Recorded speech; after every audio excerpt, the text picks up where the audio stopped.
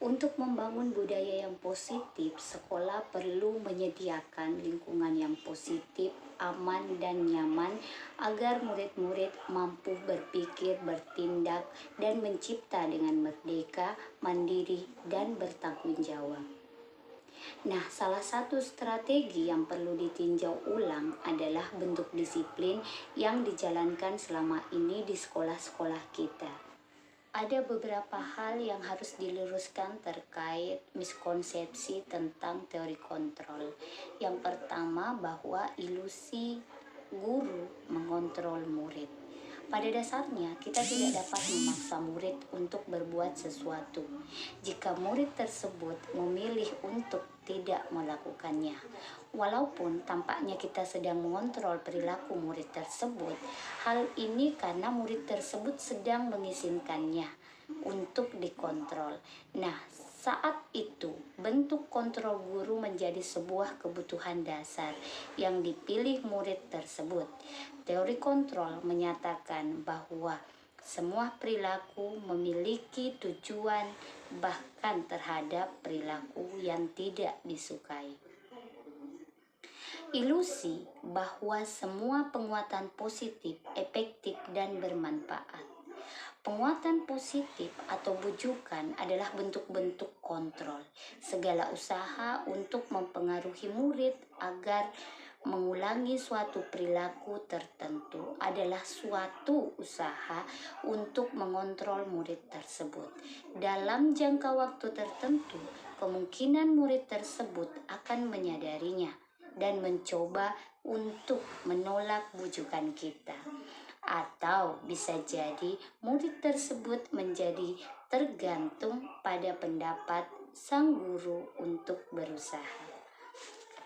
Ilusi bahwa kritik dan membuat orang merasa bersalah dapat menguatkan karakter.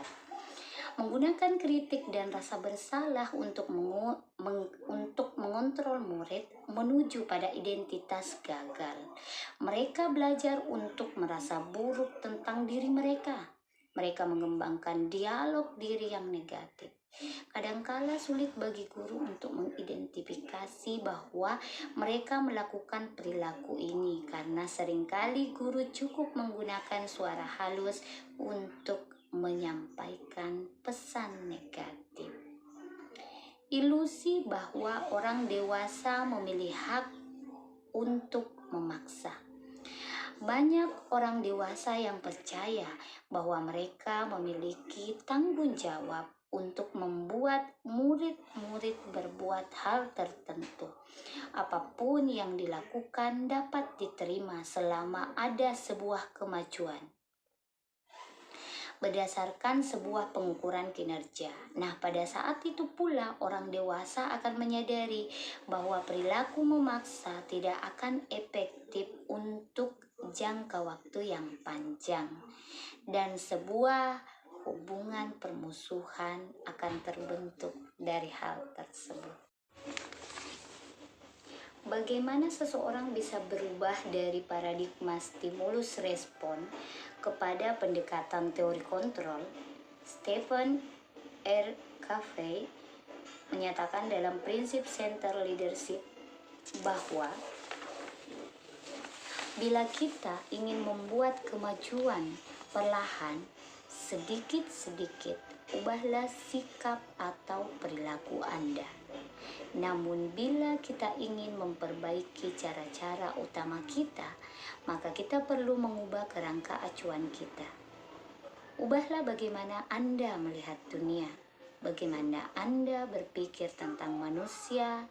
Ubahlah paradigma Anda, skema, pemahaman, dan penjelasan aspek-aspek tertentu tentang realitas.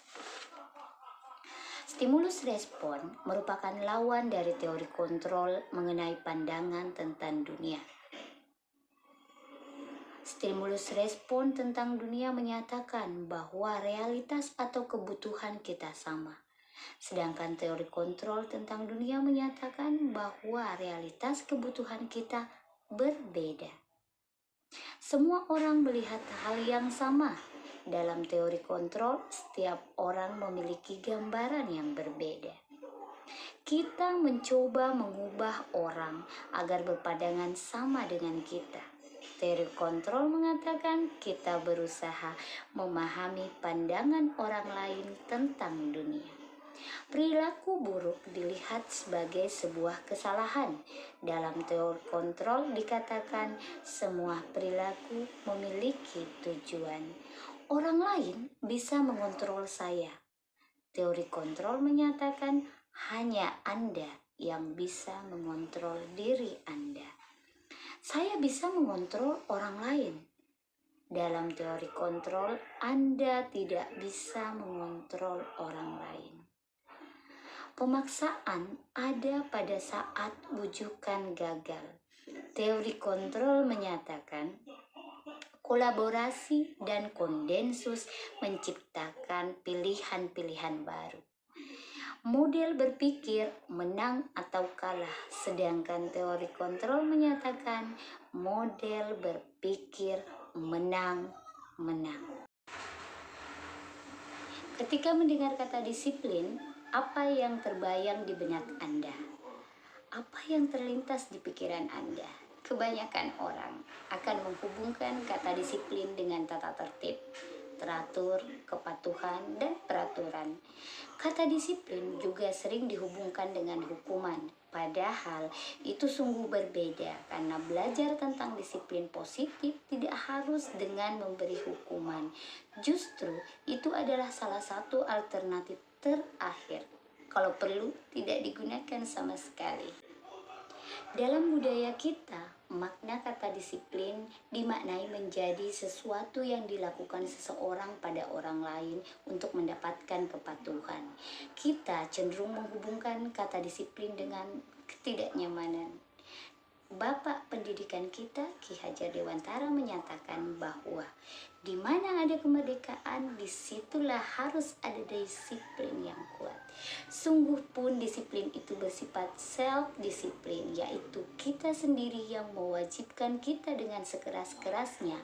Tetapi itu sama saja, sebab jikalau kita tidak cakap melakukan self-disiplin, wajiblah penguasa lain mendisiplinkan diri kita. Dan peraturan demikian itulah yang harus ada dalam suasana yang merdeka.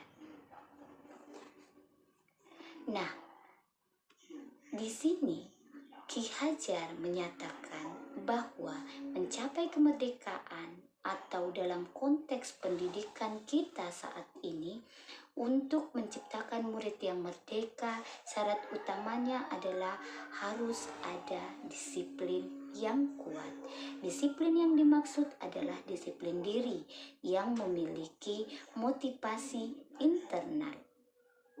Jika kita tidak memiliki motivasi internal, maka kita memerlukan pihak lain untuk mendisiplinkan kita, atau motivasi eksternal karena berasal dari luar, bukan dari dalam diri kita sendiri. Adapun definisi merdeka menurut Ki Hajar tidak hanya terlepas dari perintah, akan tetapi juga cakap untuk memerintah diri sendiri. Pemikiran ini sejalan dengan pandangan Diane Goosen dalam bukunya Restruction School Discipline, yang menyatakan bahwa arti dari kata disiplin berasal dari bahasa Latin disciplina yang artinya belajar. Kata disiplin juga berasal dari akar kata yang sama dengan disiplin atau murid atau pengikut. Untuk menjadi murid atau pengikut, seseorang harus paham betul alasan mengapa mereka mengikuti suatu aliran atau ajaran tertentu, sehingga motivasi yang terbangun adalah motivasi intrinsik, bukan ekstrinsik. Diane juga menyatakan bahwa arti asli dari kata disiplin ini juga berkonotasi dengan disiplin diri dari murid-murid Sokrates dan Plato. Disiplin diri dapat membuat seseorang menggali potensinya menuju pada sebuah tujuan, sesuatu yang dihargai dan bermakna. Dengan kata lain, disiplin diri juga mempelajari bagaimana cara mengontrol diri dan bagaimana menguasai diri untuk memilih tindakan yang mengacu pada nilai-nilai yang kita hargai.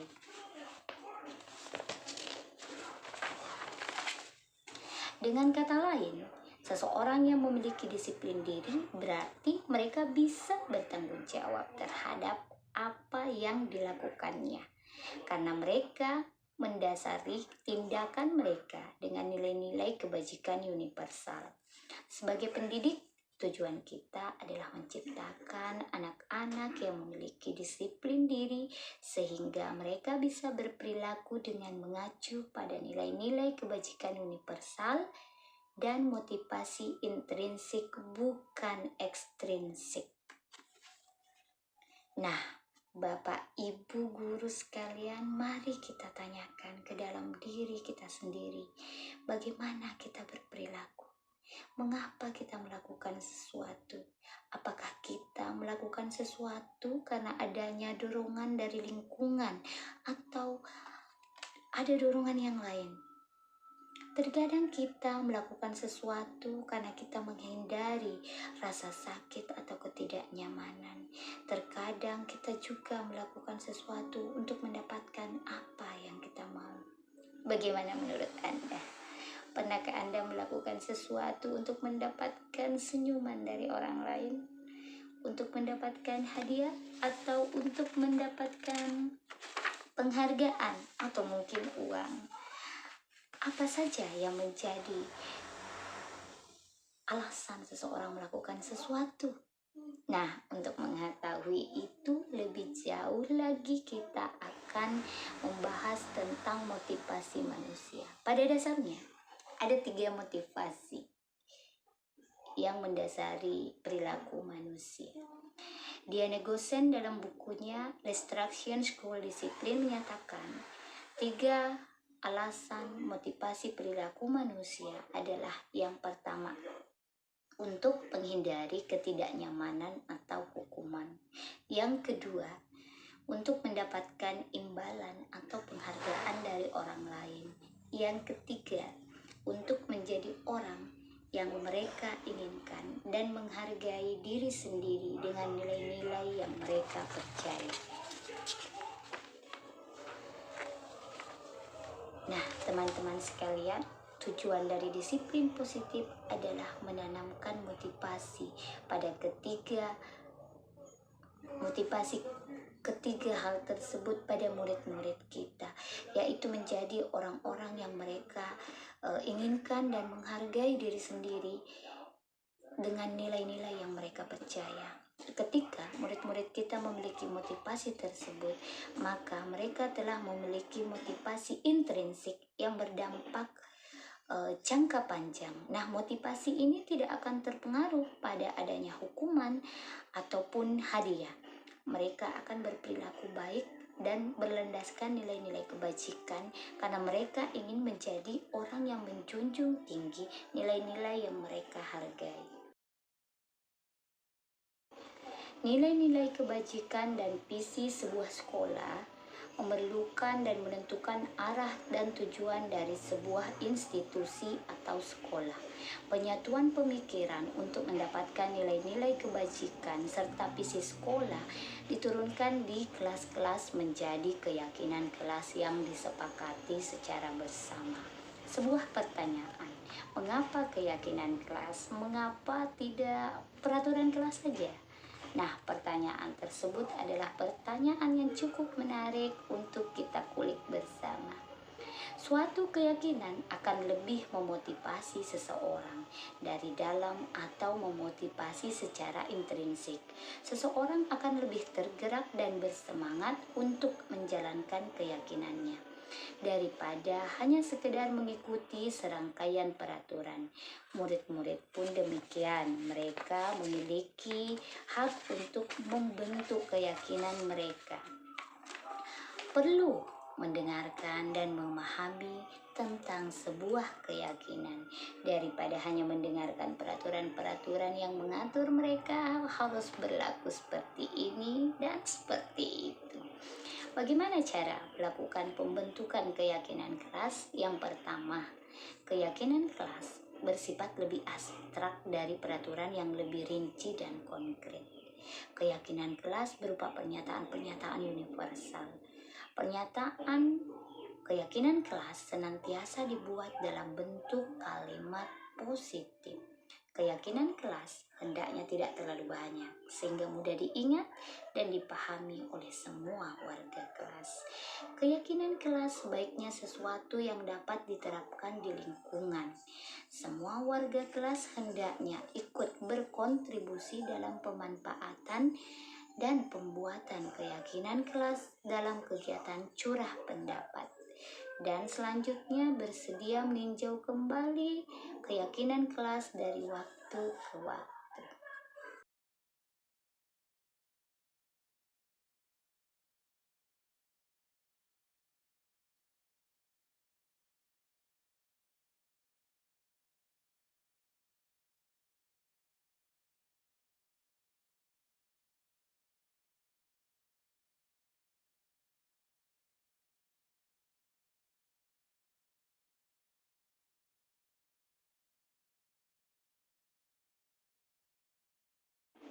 Ada 5 kebutuhan dasar manusia.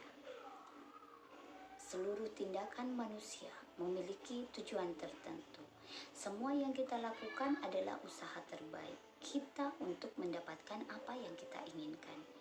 Ketika kita mendapatkan apa yang kita inginkan, sebetulnya saat itu kita sedang memenuhi kebutuhan dasar kita, yaitu kebutuhan untuk bertahan hidup atau survival, cinta dan kasih sayang, love and belonging, kebebasan atau freedom, kesenangan atau fun, dan kekuasaan atau power. Ketika seorang murid melakukan suatu perbuatan yang bertentangan dengan nilai-nilai kebajikan atau melanggar peraturan, maka hal itu sebenarnya dikarenakan mereka gagal memenuhi kebutuhan dasar mereka. Dan untuk lebih jelasnya, maka kita dapat melakukan kegiatan diskusi tentang hal ini. Murid kita memiliki gambaran dunia yang berkualitas. Tentunya sebagai guru kita ingin mereka memasukkan hal-hal yang bermakna dan nilai-nilai kebajikan yang hakiki ke dalam dunia berkualitas mereka. Bila guru dapat membangun interaksi yang memberdayakan dan memerdekakan murid, maka murid akan meletakkan dirinya sendiri sebagai individu yang positif dalam dunia berkualitas karena mereka menghargai nilai-nilai kebajikan. Guru perlu meninjau kembali penerapan disiplin di dalam ruang-ruang kelas selama ini. Apakah telah efektif? Apakah berpusat memerdekakan dan memandirikan murid? Bagaimana dan mengapa? Nah, melalui serangkaian riset dan berstandar pada teori kontrol, Dr. William Glasser Gosen berkesimpulan bahwa ada 5 posisi kontrol yang dapat diterapkan oleh seorang guru, orang tua ataupun atasan. Kelima posisi kontrol yang dimaksud adalah penghukum, pembuat orang merasa bersalah, teman, monitor atau pemantau, dan manajer. Mari kita tinjau lebih dalam kelima posisi kontrol ini. Yang pertama, penghukum. Seorang penghukum bisa menggunakan hukuman fisik maupun verbal. Orang-orang yang menjalankan posisi penghukum senantiasa mengatakan bahwa sekolah memerlukan sistem atau alat yang dapat lebih menekan murid-murid lebih dalam lagi.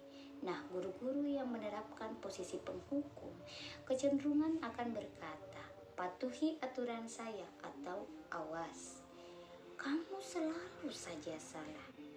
Selalu pasti selalu yang terakhir selesai.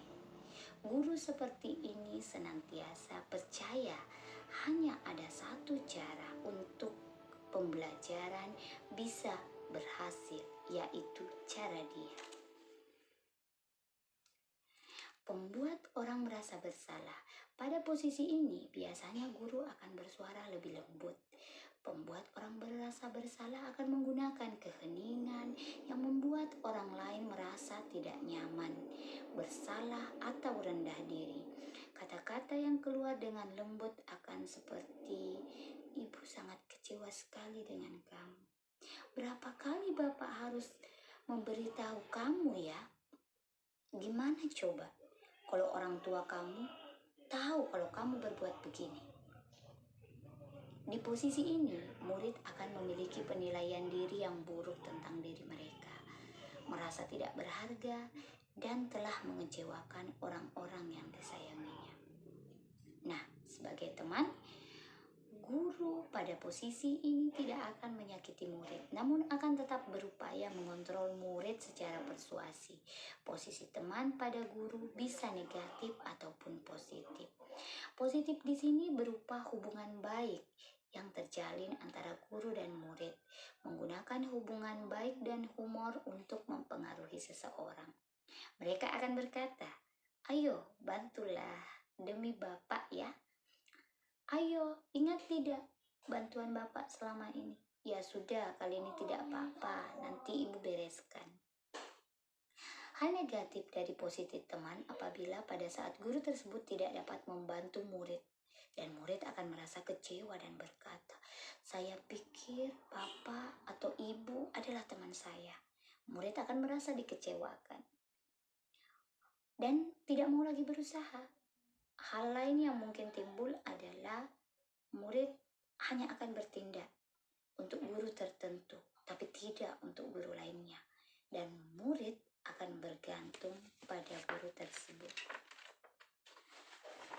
Selanjutnya, memonitor berarti memantau atau mengawasi. Nah, pada saat kita mengawasi, maka sebenarnya kita bertanggung jawab atas perilaku orang-orang yang kita awasi. Posisi pemantau berdasarkan pada peraturan-peraturan dan konsekuensi. Dengan menggunakan sanksi atau konsekuensi, kita dapat memisahkan hubungan pribadi kita dengan murid. Sebagai seorang yang menjalankan posisi pemantau, pertanyaan yang diajukan seorang pemantau biasanya, peraturannya apa? Apa yang telah kamu lakukan? Sanksi atau konsekuensinya apa? Seorang pemantau sangat mengandalkan perhitungan, catatan, data yang dapat dijadikan sebagai bukti atas perilaku seseorang. Posisi ini akan menggunakan stiker, slip, catatan, ataupun daftar cek. Posisi monitor sendiri berawal dari teori stimulus respon yang menunjukkan tanggung jawab guru dalam mengontrol murid. Posisi terakhir, manajer, adalah posisi mentor di mana guru berbuat sesuatu bersama dengan murid, mempersilahkan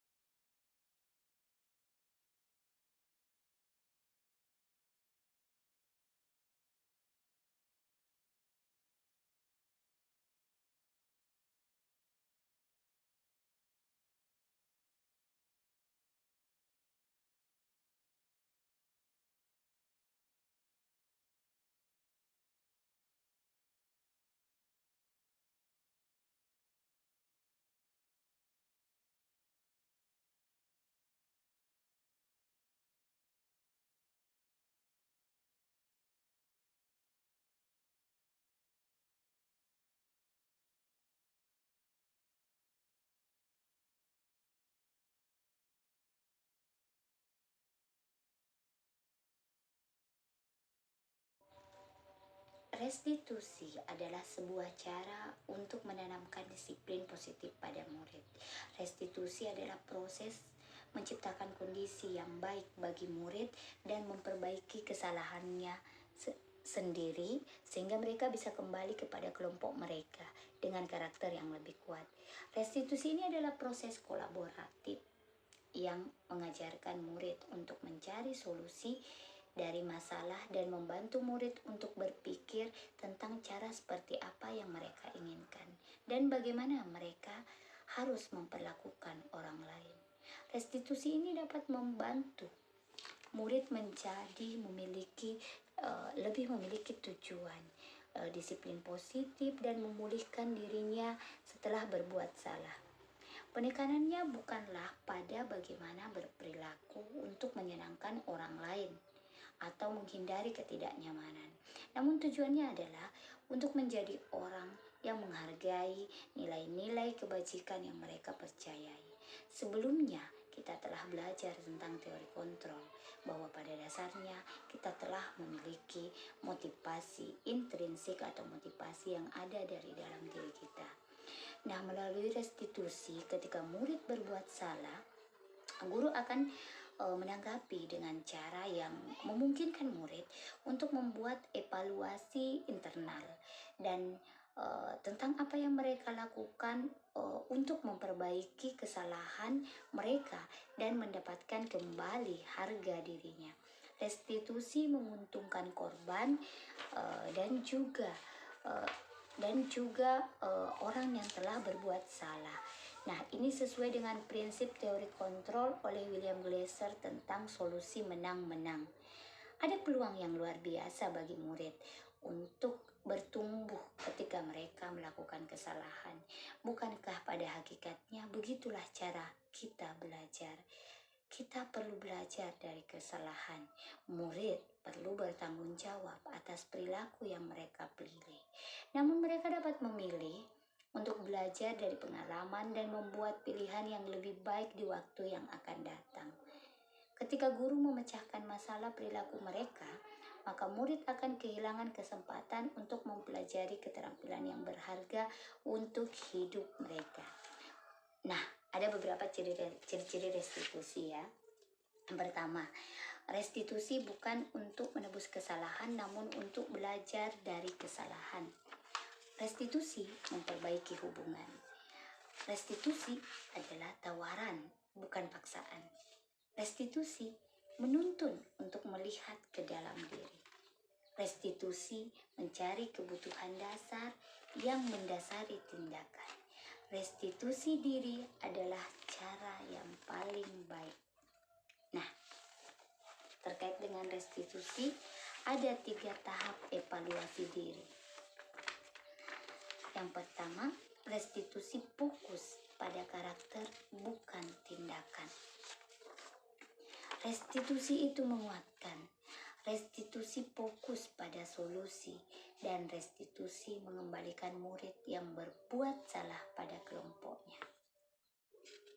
Nah, setelah mengetahui tentang restitusi, tentunya kita akan belajar bagaimana cara melakukannya.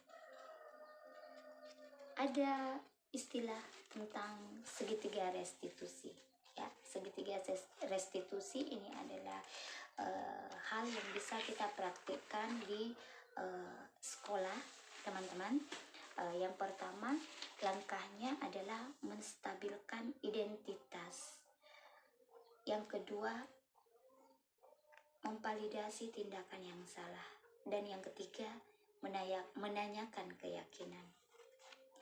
Nah, ketiga strategi dari segitiga restitusi itu dipresentasikan dalam langkah-langkah yang tidak harus dilakukan satu persatu. Ya, sebenarnya banyak di antara kita telah menggunakan hal ini, namun menggunakan versi dan gaya kita masing-masing.